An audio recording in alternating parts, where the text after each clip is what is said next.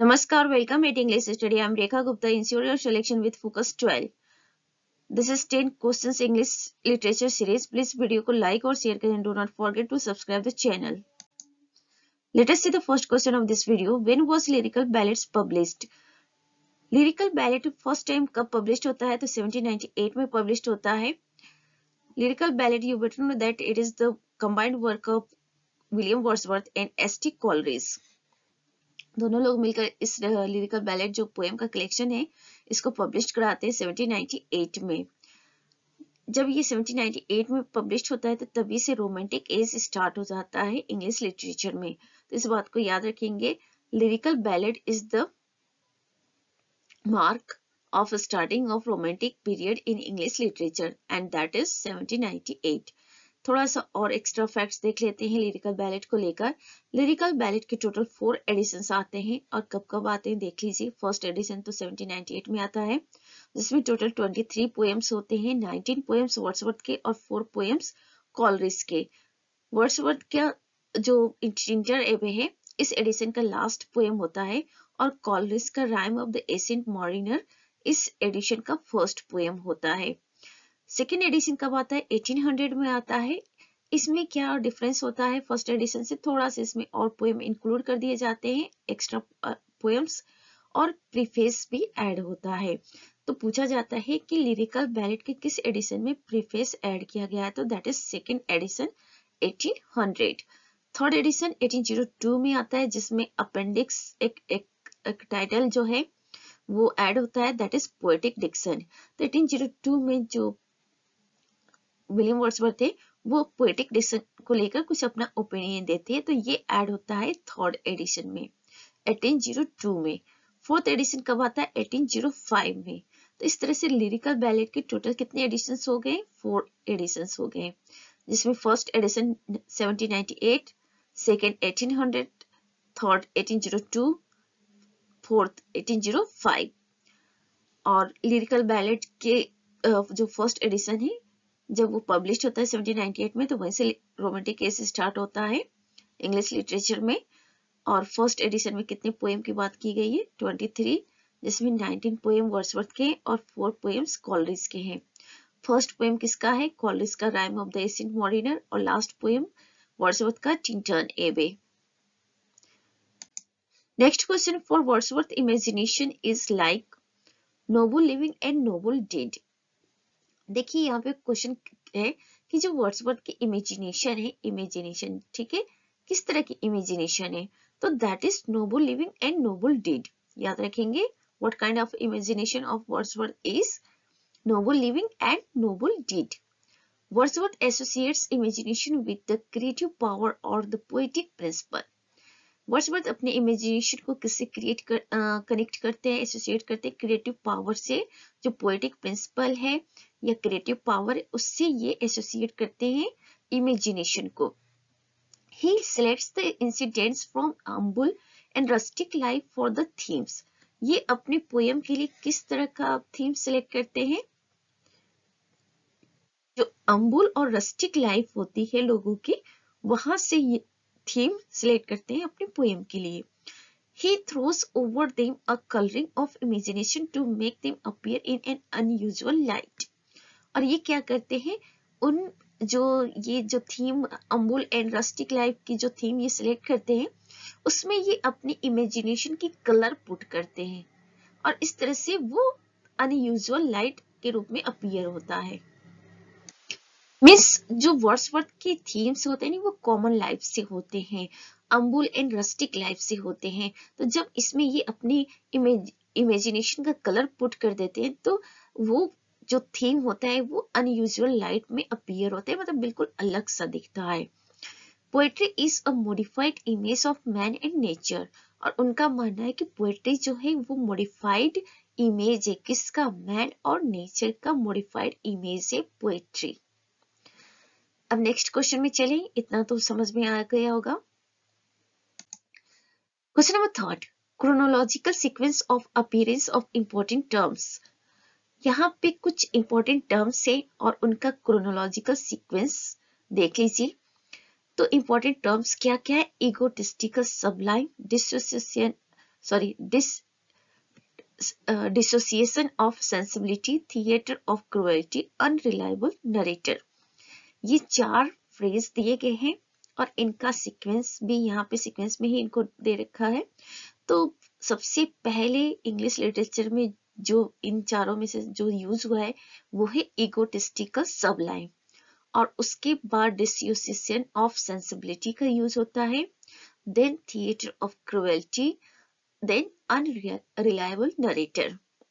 अब ये चारों फ्रेज जो है इसे किसने कैसे किस कंडीशन में यूज किया तो उससे थोड़ा सा डिटेल में देख लेंगे। Egotistical Sublime first used by Keats in a letter to Richard Woodhouse to describe his version of Wordsworth's distinctive genius।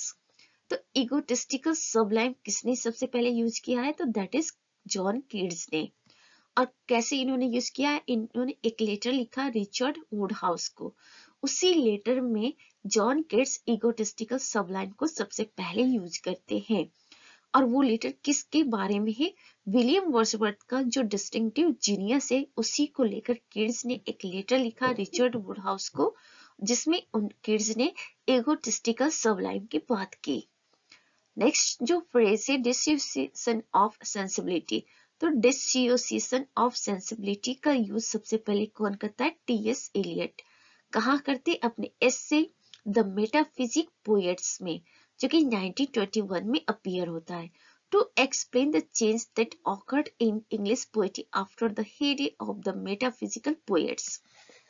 देखिए डिसोसिएशन ऑफ सेंसिबिलिटी को सबसे पहले यूज करने वाले पोएट है टीएस एलियट, और इन्होंने अपने एसे द मेटाफिजिकल पोएट्स में यूज किया है। ये एसे कब पब्लिश होता है, 1921 में। इसमें इन्होंने क्यों इस फ्रेज का यूज किया है, तो उन्होंने बताया है कि इंग्लिश पोएट्री में जो चेंजेस क्रिएट हुए हैं मेटाफिजिकल पोएट्स के समय से लेकर अब तक, यानी कि टीएस एलियट के टाइम तक इंग्लिश पोएट्री में जो चेंजेस हुए हैं उसी को एक्सप्लेन करने के लिए टीएस एलियट ने इस फ्रेज का यूज किया है, डिसोसिएशन ऑफ सेंसिबिलिटी का। तो याद हो जाएगा ना कि कैसे किस सिचुएशन में डिसोसिएशन ऑफ सेंसिबिलिटी का यूज टीएस एलियट ने किया था। तो बहुत इंपॉर्टेंट फैक्ट्स है, ये सब आपको याद होना चाहिए। Theatre of cruelty, a form of theatre associated with Antonin Artaud, 1931 to 1936, aimed to shock the senses of its audience, sometimes using violent and confronting images that appeal to the emotions। देखिए theatre of cruelty इसको सबसे पहले use किया है, actually ये theatre से associated है, और एंटोनिन आर्टूर जो है ये थिएटर से एसोसिएटेड है, और इन्हीं से एसोसिएटेड थिएटर ऑफ क्रुएल्टी। तो याद रखेंगे थिएटर ऑफ क्रुएल्टी जो है वो थिएटर का एक फॉर्म है और जो एसोसिएटेड है किससे, एंटोनिन आर्टूर से। कब से कब तक ये थिएटर ऑफ क्रुएल्टी चला था, तो दैट इज 1931 से 1936। और इसका उद्देश्य क्या है, जो ऑडियंस होते हैं उनके सेंसेस को शॉक करने के लिए थिएटर ऑफ क्रुएल्टी का यूज किया गया था। मतलब ये थिएटर का एक प्रकार है और इस तरह के थिएटर में ऑडियंस के सेंसेस को शॉक किया जाता है, sometimes using violent and confronting images. और कभी कभी ना इस तरह के थिएटर में क्या किया जाता है, वायलेंट और कन्फ्रंटिंग इमेज को यूज किया जाता है इमोशंस को अपील करने के लिए, ठीक है, मतलब इमोशन को प्रेजेंट करने के लिए। Now, unreliable narrator first coined by Wayne C. Booth in his 1961 book Rhetoric of Fiction। तो देखिए अनरिलायबल नरेटर सबसे पहले किसने कॉइन किया था, तो वेन सी बूथ ने किया था 1961 में अपने बुक रिटोरिक ऑफ फिक्शन में। तो आपने इन चारों फ्रेज का जो फर्स्ट टाइम किसने यूज किया ये सब कुछ आप लोग देख चुके हैं। Egotistical sublime John Keats, dissociation of sensibility TS Eliot, theatre of cruelty Antonin Artaud, फिर अनरिलायबल नरेटर वेंसी बूथ। तो ये मैच करने के लिए भी आ सकता है। Question number 4. Poetry is the first and last of all knowledge. It is an immortal as the heart of man. Who said this? William Wordsworth. Wordsworth ने कहा है कि poetry is the first and last of all knowledge. तो इनका मानना है कि सभी नॉलेज का जो फर्स्ट एंड लास्ट है वो है पोएट्री, और ये इमोर्टल है उसी तरह से जिस तरह से हार्ट ऑफ मैन इमोर्टल है, मीन्स ह्यूमन बीइंग का हार्ट जिस तरह से इमोर्टल है उसी तरह से पोएट्री भी इमोर्टल है, ऐसा कहते हैं विलियम वर्ड्सवर्थ। अब ये बात इन्होंने कहाँ पे कहा है तो ये भी देख लेते हैं। The above lines occurred in preface to the lyrical ballads. तो जो लिरिकल बैलेड्स का प्रीफेस आया था लिरिकल बैलेड के सेकेंड एडिशन में यानी कि 1800 के एडिशन में, तो उसमें इन्होंने प्रीफेस ऐड किया था विलियम वर्ड्सवर्थ ने।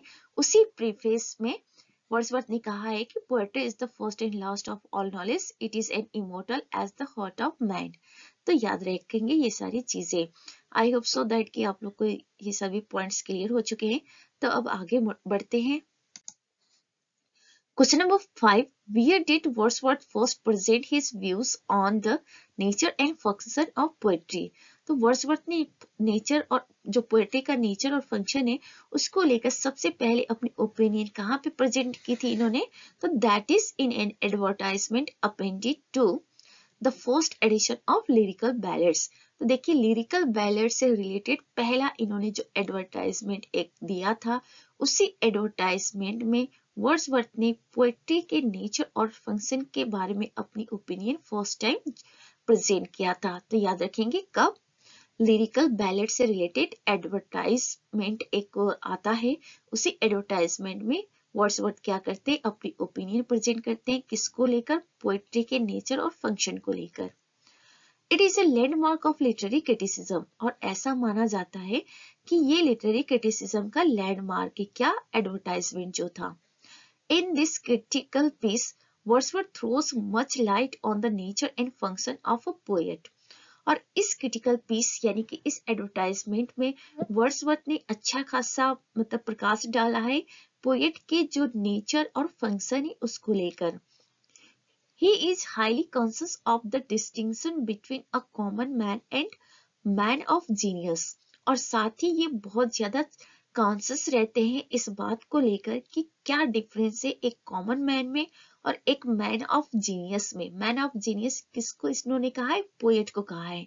तो इनका मानना है कि कॉमन मैन और पोएट में बहुत डिफरेंस होता है। दैट इज वाई इन्होंने अपने इस एडवर्टाइजमेंट में पोएट के नेचर और फंक्शन को प्रेजेंट किया है और साथ में पोएट्री के नेचर और फंक्शन को भी।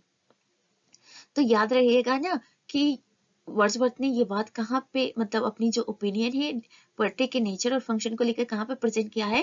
तो एक एडवर्टाइजमेंट में प्रेजेंट किया है जो कि लिरिकल बैलेड से के फर्स्ट एडिशन से रिलेटेड है, और ये लैंडमार्क के रूप में भी जाना जाता है लिटरेरी क्रिटिसिज्म में। तो पूछा जा सकता है कि वर्ड्सवर्थ का वो कौन सा वर्क है जो लिटरेरी क्रिटिसिज्म में लैंडमार्क माना जाता है? तो that is advertisement of first edition of lyrical ballad. Next question, Wordsworth states that the central aim of the poem in the lyrical ballads is to choose incidents and situations from, यहाँ पे feel करना है तो feel हो जाएगा common, ठीक है, तो कॉमन लाइफ। तो वर्ड्सवर्थ का मानना है कि जो पोएम का सेंट्रल एम है, एक्चुअली लिरिकल बैलेड से रिलेटेड वर्ड्सवर्थ ने अपनी ओपिनियन दी है और कहा कि लिरिकल बैलेड में जितने भी पोएम्स है उनका सेंट्रल एम है choose incidents and situation from common life. तो उन्होंने कॉमन लाइफ से जो भी थीम है वो लिए हैं। मीन्स लिरिकल बैलेड्स में जितने भी पोएम्स हैं वर्ड्सवर्थ ने उस पोएम के थीम्स को कहाँ से लिया है? कॉमन लाइफ से लिया है। अब कुछ इंपॉर्टेंट पोएम्स जो कि लिरिकल बैलेड के एडिशंस में आते हैं उसे देख लेते हैं। तो फर्स्ट एडिशन में the rime of ancient mariner, VR7, the thorn, the idiot boy, the complaint of a forsaken Indian woman, the convict, Tintern Abbey, ये सारे पोएम्स हैं जो लिरिकल बैलेड के फर्स्ट एडिशन में आते हैं। और सेकेंड थर्ड एडिशन में भी यही सभी आते हैं, लेकिन इनके साथ कुछ और भी पोएम इंक्लूड हो जाते हैं। तो याद रखेंगे the rime of ancient mariner Coleridge का है, VR7 वर्ड्सवर्थ का है, द थॉर्न वर्ड्सवर्थ का है, द इडियट बॉय वर्ड्सवर्थ का है, the complaint of a forsaken Indian woman ये भी वर्ड्सवर्थ का है, द कन्विक्ट ये भी, टिंटन एबे ये भी, ठीक है। तो याद रखेंगे ये सारे पोएम्स लिरिकल बैलेट के फर्स्ट एडिशन से रिलेटेड है। ऐसा नहीं कि सिर्फ इतने ही पोएम्स है, टोटल 23 पोएम्स थे, लेकिन इसमें से जो इंपॉर्टेंट है वो आपके सामने यहाँ पे रखा गया है। Question number 7, in 1798 edition of the lyrical ballads contains the following। यहाँ पे क्वेश्चन दिया है कि जो 1798 का लिरिकल बैलेट का एडिशन था, यानी कि फर्स्ट एडिशन था, उसमें क्या क्या बातें थी। तो उसमें 19 पोएम्स वर्ड्सवर्थ के थे, 4 पोएम्स कॉलरिज के थे, आर्केक स्पेलिंग्स इन टर्म्स का यूज किया गया था, name of both poets did not, और लिरिकल बैलेट के फर्स्ट एडिशन में दोनों ही पोएट का नाम मेंशन नहीं था, यानी कि ऑथर के नाम पर न वर्ड्सवर्थ का नाम था न कॉलरिज का नाम था। तो ये क्वेश्चन पूछा जा सकता है कि लिरिकल बैलेट के कौन से एडिशन में वर्ड्सवर्थ और कॉलरिज का नाम मेंशन नहीं है। तो लिरिकल बैलेट से रिलेटेड फैक्ट्स से इसे देखिए कि उसमें टोटल वर्ड्सवर्थ के 19 पोएम्स थे, कॉलरिज के 4 पोएम्स, आर्काइक स्पेलिंग्स और टर्म्स का यूज हुआ है, और दोनों में से किसी भी पोएट का नाम मेंशन नहीं था फर्स्ट एडिशन में।